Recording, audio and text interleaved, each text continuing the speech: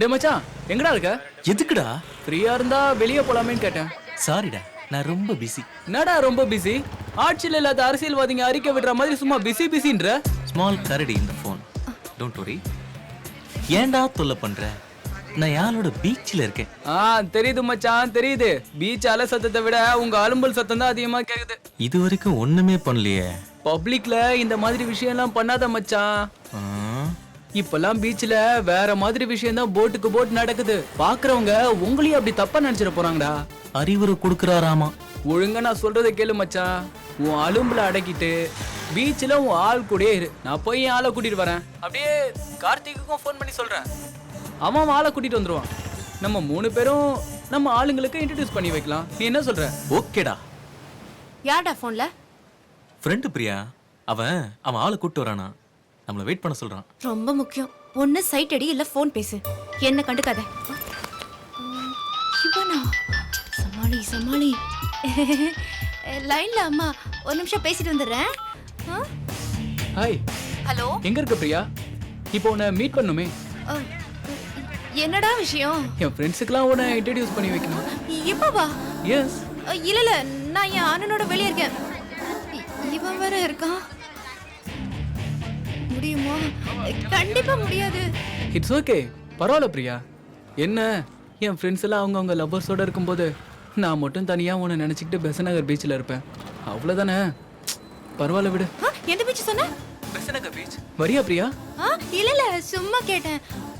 Okay bye. Priya. ஐயோ. என்ன பிரியா? என்னாச்சு?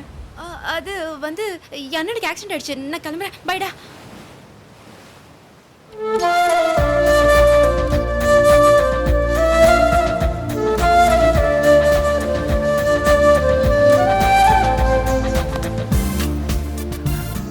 சாரிடா, கோச்சுக்காத. பை. இந்த வீணா போனவன் எதுக்கு ஃபோன் பண்றான்னு தெரியலையே. ஹலோ. டேய் மச்சான் எங்கடா இருக்க? பெசன் நகர்லடா. சந்துருவான் வாளோட பெசநகர்ல தான்டா இருக்கான். நீ வாளுக்கு ஃபோன் பண்ணி அங்க வர சொல்லு. எல்லாரும் மீட் பண்ணலாம். ஆட போயிங்களா? திடீர்னு கமிட்மெண்ட் கொடுக்குறீங்க. யாழ் எங்க இருக்கானே தெரியல. ஓகே ட்ரை பண்ணி பாக்குறேன்டா. It's okay. ஏய் பிரியா. ஐயோ. ஏய் நான் இப்ப உனக்கு தான் ஃபோன் ட்ரை பண்ணிட்டு இருக்கேன். நீ எங்க? என் ஃப்ரெண்ட்ஸ் இங்க வெயிட் பண்றாங்க. ஆமா நீ எப்படி இந்த பக்கம்? அதெல்லாம் நான் அப்புறம் சொல்றேன். முதல்ல கிளம்பு. எதுக்கு? என் அண்ணன் இங்க இருக்கான். சீக்கிரம் கிளம்பு. சீக்கிரம். என்ன பிரியா, ஃப்ரெண்ட்ஸ் வேற வெயிட் பண்ணுவாங்க. சொல்லாம வர போறோம்.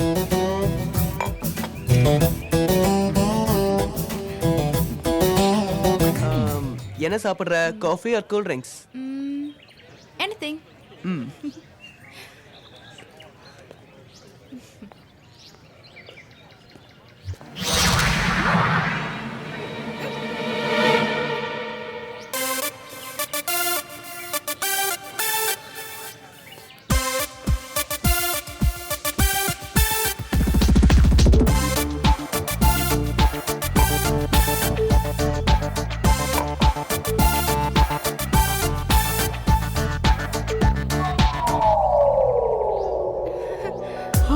Thank God.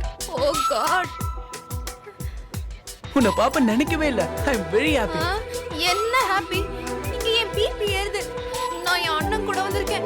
அவன் பார்த்தா அவ்வளவுதான். அண்ணனா எங்க? எங்க இருந்தா என்ன? முதல்ல நீ எங்க இருந்து கிளம்பு. என் ஃப்ரெண்ட் இருக்கான். வாயை இன்ட்ரடியூஸ் பண்ணி வைக்கிறேன். ஐயோ நிலைமை தெரியாம பேசாதடா. எங்க அண்ணன் வெளியே வெயிட் பண்ணிட்டு இருக்கான். இன்னொரு நாளைக்கு பார்க்கலாம். நான் கிளம்புறேன். பிரியா. பிரியா ப்ளீஸ்.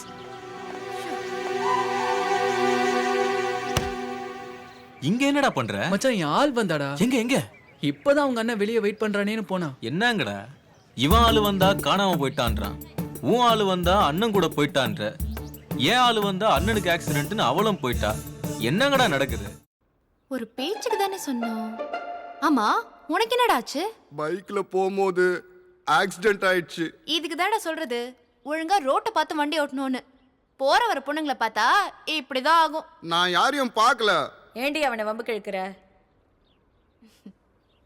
தேங்க்யூ. புருஷனுக்கு காஃபி இல்லையா? உன் மேல அடிக்கடி யாரோ பொய் சத்தியம் பண்றாங்கன்னு நினைக்கிறேன். என்னமாச்சு? சுற்றுச்சுமா. ஏண்டி காஃபி ஆத்தி கொடுக்க கூடாது? குழந்தைக்கு சுட்டுடுச்சுல. நான் நல்லா தாங்க ஆத்தி கொடுத்தேன். சரி நீ ரொம்ப டயர்டா இருக்க. நான் உனக்கு வேற காஃபி போட்டு கொண்டு வரேன். நீ போய் குளிச்சிட்டு வா. எனக்கு என்னவோ உன் மேலதான் டவுட்டா இருக்கு.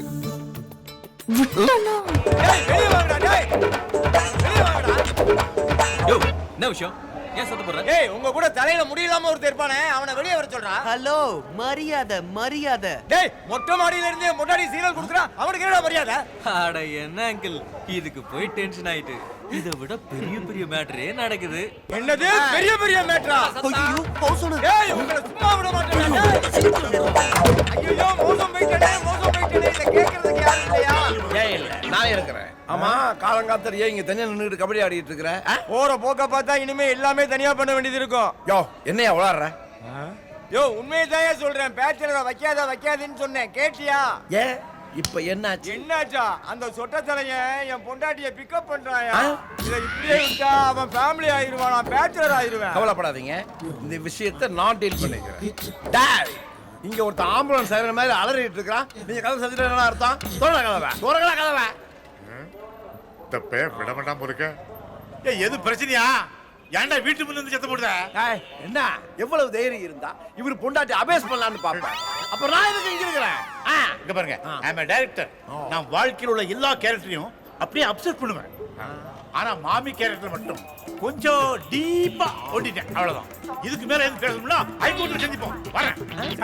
சந்திப்பா. டேய் பாத்துக்கோங்கடா, கோர்ட்னா பயப்படுவேன் நினைச்சியா? யோ கோர்ட் கேஸ்னு போனா உன் மானம் தான் கப்பல் ஏறும். நீ ஒண்ணு பண்ணு, உன் பொண்டாட்டி என்கிட்ட அனுப்பிச்சு வை, நான் கரெக்ட் பண்ணேன். கரெக்ட் பண்றியா? பேசி பிரச்சனையை கரெக்ட் பண்றேன்னு சொல்ல வந்தேன். யோ என் பொண்டாட்டி என்ன காயின் பாக்ஸா? ஆளாளுக்கு 1 ரூபா போட்டு பேசுறதுக்கு என் பிரச்சனை நானே பாத்துக்கிறேன். அடியா பங்கஜா அந்த வந்துட்டேன்டி. போற வேகத்தை பார்த்தா மாமியோட இன்னைக்கு மல்யுத்தம் தான். நானும் பெரிய டைரக்டர் ஆகணும், வாழ்க்கையில ஜெயிக்கணுங்கிற எவ்வளோ பெரிய கனவுகளோட தான் இங்க வந்தேன். ஆனா இங்க வந்த பிறகுதான் தெரிஞ்சுது இது எவ்வளவு பெரிய கடல்னு. வாழ்க்கையில ஒரு சாதாரண மனுஷன் அனுபவிக்கக்கூடிய சந்தோஷத்தை கூட நான் அனுபவிக்கவே இல்லை. இங்க திறமை மட்டும் இருந்தா போதாது, பணபலம், ஆள் பலம், சிபாரிசு, இப்படி எவ்வளோ தேவைப்படுது. சுடில பார்த்த டைரக்டரு அவருக்கு 25 வயசு தான் ஆகுது. அவருக்கு எந்த எக்ஸ்பீரியன்ஸ் கிடையாது. ஆனா புடிச்சோட பையன் அதான் டைரக்டர் ஆயிட்டான். அந்த அசோசியேட் ரெக்கமெண்ட்ல வந்தான். ஆனா எனக்கு யாருடா இருக்கா? என்ன மாதிரி எத்தனையோ அசிஸ்டன்ட் டைரக்டருடைய வாழ்க்கை வெறும் கனவுகளா போயிருக்கடா. எங்களை அடையாளம் காட்டுறது வறுமையும் இயக்கங்களும் தான். அவ்வளவு ஏன் நாங்க அசிஸ்டன்ட்னு தெரிஞ்சா பிச்சைக்காரன் கூட எங்கிட்ட பிச்சை வைக்க மாட்டான். எங்க நிலைமை அவனுக்கு கூட தெரிஞ்சிருக்கு. ஒரு நல்ல கதை கொண்டு போனா அவன் என்ன சொல்லலாம் தெரியுமா? சோர்ஸ் கொண்டு வா, பணத்தோட ஹீரோ கொண்டு வா, அது இதுன்னு 1008 கண்டிஷன் போடுவான். இதையெல்லாம் மீறி என்னைக்காவது ஒரு நாள் வாழ்க்கையில ஜெயிச்சிருவோம் அப்படிங்கிற நம்பிக்கையில தான் ஒவ்வொரு நாளும் பெரிய போராட்டங்களோடு எங்க வாழ்க்கை போய்கிட்டு இருக்கு. சாரி மாமா, இவ்ளோ சோகத்தை உள்ள வச்சுக்கிட்டு எல்லாரையும் சிரிக்க வைக்கிறீங்களே. யூ ஆர் கிரேட் மாமா. ஃபீல் பண்ணாத மாமா, என்னைக்குமே படைப்பாளுங்க கண் கலங்கவே கூடாது. நீங்க எதுக்கும் கவலைப்படாதீங்க மாமா, உங்களுக்கு நாங்க 3 பேர் இருக்கோம்.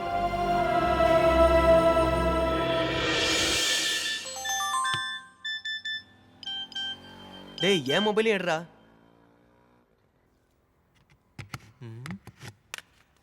என்னடா 3 பேருக்கு ஒரே நேரத்துல மெசேஜ் வந்திருக்கு பாரு. அடப்பாவி, போனை தூக்கி போடுறியே, உடைஞ்சதுன்னா கொஞ்சமாவது அறிவு இருக்கா? போனா போதுடா, 1000 ரூபாய் மொபைலுக்கு இவ்வளவு பில்டப் பண்ற. டேய் இந்த உன் செல்லு. டேய் ஏன் போனாவது பரவாயில்ல, அவன் போன் கீழே விழுந்தா நொறுங்கிடும்டா. அது சரி, அவன் இதயமே நொறுங்கி போய் கிடக்குது, மொபைல் நொறுங்கினா கண்டுக்கவா போறான்? டேய் அவன் கிட்ட இல்லாத பத்திலாம் பேசாதடா. டேய் உனக்கு இல்லைங்கிறதுக்காக மற்றவங்களுக்கும் இல்லைன்னு நினைக்காத. எனக்கு இருக்கிறதால தான் நான் கொஞ்சமாவது தெரிஞ்சிருக்கேன். டேய் நீங்க திருந்தினதெல்லாம் போதும், எங்க ஆளு மெசேஜ் அனுப்பியிருக்கா, படிக்கிறேன் கேளுங்கடா. என் வாழ்க்கை புத்தகம் முடிந்த தருவாயில் அதை நான் திரும்பி பார்க்க நேர்ந்தால் அதில் அழகிய பக்கங்களாய் நீயே நிறைந்திருப்பாய். என்னங்கடா நல்ல மெசேஜ் தானே, ஏன் அப்படி பாக்குறீங்க? டேய் அதே மெசேஜ் தான்டா எனக்கும் வந்திருக்கு. உனக்குமா? எனக்கும் அதே மெசேஜ் தான்டா வந்திருக்கு. டேய் உங்க 2 பேருக்கு யாரா மெசேஜ் அனுப்புனா? எனக்கும் என் ஃபிகர் தான் அனுப்பியிருக்கா. எனக்கு மட்டும் யார் அனுப்புவா? என் ஆள் தான் அனுப்பியிருக்கா. சரி உன் ஆளோட நம்பரை சொல்லு. இது பாரு. டேய் ஒரே நம்பர்ல இருந்து தானே 3 பேருக்கும் மெசேஜ் வந்திருக்கு. உன் ஆளோட பேர் பிரியா தானே? அது எப்படி நான் கரெக்டா சொல்றேன்? ஆமா பெரிய கண்டுபிடிப்பு. போடா, ஒருத்தி 3 பேருக்கும் அல்வா கொடுத்துருக்கா. சேச்சே, அவ அப்படிப்பட்ட பொண்ணலாம் கிடையாதுடா. ரொம்ப நல்ல பொண்ணுடா. நல்ல பொண்ணா இருந்தா 3 பேரும் ஏன்டா உசார் பண்ணணும்?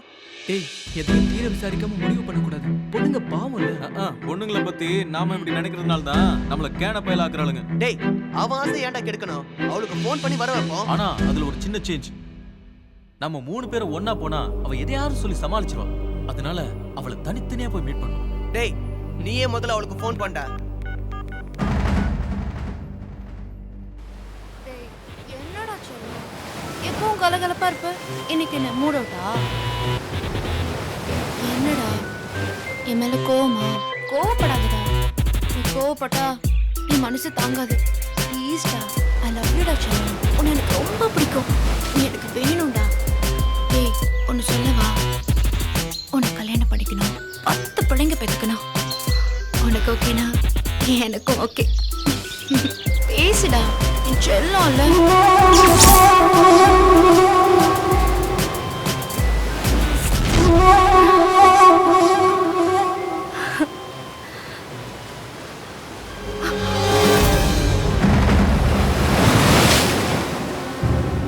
என்னாச்சு பிரியா? என் அண்ணனோட ஃப்ரெண்ட்ஸுங்க. நான் கிளம்புறேன்டா. பாய்.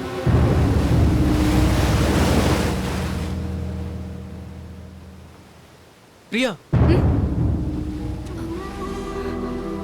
இவங்க ஒண்ணு உங்க அண்ணனோட ஃப்ரெண்ட்ஸுங்க கிடையாது, என் ஃப்ரெண்ட்ஸுங்க.